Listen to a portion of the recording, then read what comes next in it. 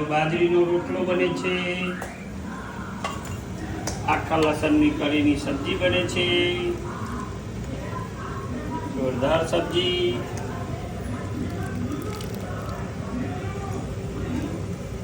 લસણની કઢીની સબ્જી, બાજરીનો રોટલો. હજી તો બનાવડાવ.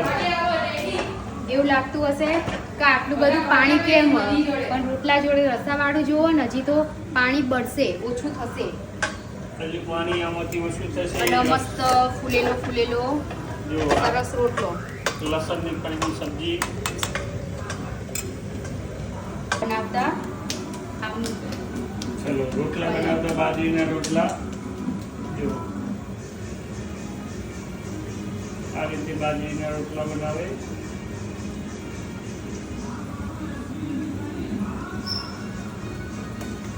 રોટલો બનાવો એક કારીગરી છે. મેન રોટલો આ રીતે હાથેથી બનાવો એ અમે અલગ આંખ કારીગરી બંધ હોય છે. કરીને રોટલો બનાવી લઈએ.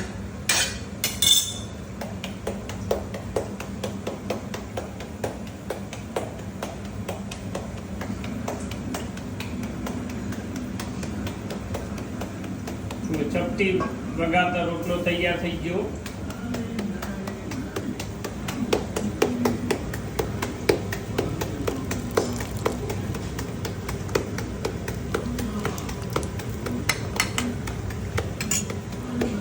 આપણો સરસ રોટલો ગળાઈ ગયો. હજી આમથી બી મોટા થાય પણ આપણે તેના ઉપર થોડા માપના જ કરીએ કારણ કે સરખી રીતે આગ અને રોટલો સરખી રીતે ચડે. જો બાજરીનો રોટલો જોરદાર ફૂલેલો રોટલો. બાજરીનો રોટલો, લસણની શાક અને દૂધ અને છાશ ખાવી હોય એને છાશ. બરાબર ને? બરાબર.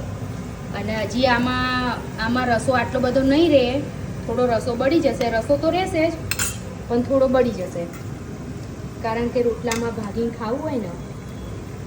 અને અમારા ઘરમાં જ્યારે બનતું હોય ને ત્યારે આ માણસ રસોડામાં આવીને ટેસ્ટિંગ ટેસ્ટિંગ તો કરે જ.